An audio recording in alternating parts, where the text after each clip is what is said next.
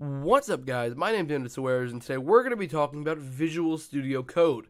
I'd also like to say that the lack of videos in the last week and a half have been because I've had allergies. It's a really bad allergy season, so try to hold on with me. I'm trying to get rid of the allergies so I can make more content, and we're almost at 200 subscribers, and I have something planned for the 200 subscriber special that I'm going to do, because I didn't do it for 100 subscribers because I thought that number was a little bit too low, but 200 is getting a lot. So Visual Studio Code is the new application that Microsoft has made for Linux and OS X and for Windows. Visual Studio is already on Windows as a much more in-depth IDE, but now we're seeing a much smaller, compact version for OS X and now Linux. So the main thing I want to say is I never thought I'd ever be saying this, that Microsoft has made a Linux application. Saying that is almost like ridiculous. I never thought about ever saying that, because it's cool, because Microsoft is actually seeing that they have to make other platforms and utilize the people that are on these other platforms such as OS X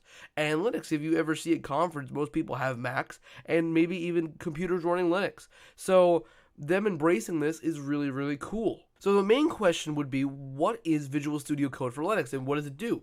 So it gives support to Linux for C#, developing C#, .NET, Node.js. You can do different things like that. Well, Node.js you could already do, but this is basically an IDE, and it's an IDE for .NET. .NET is on Linux now. You can use .NET framework on Linux. You can code with it. You can debug with it. There's different things with Azure that I'm not really comfortable with, and I'm not really sure about talking about it, because for me personally, I don't want to spread misinformation if I don't fully understand it myself. So I'm not sure about that aspect of it with Azure. But it's basically a very, very nice IDE, and it gives you support with C# and .NET. So bringing that to Linux is like the fact that Microsoft can see that the writing on the wall, that they have to conform to new things and embrace new platforms, especially Linux. That is almost outrageous.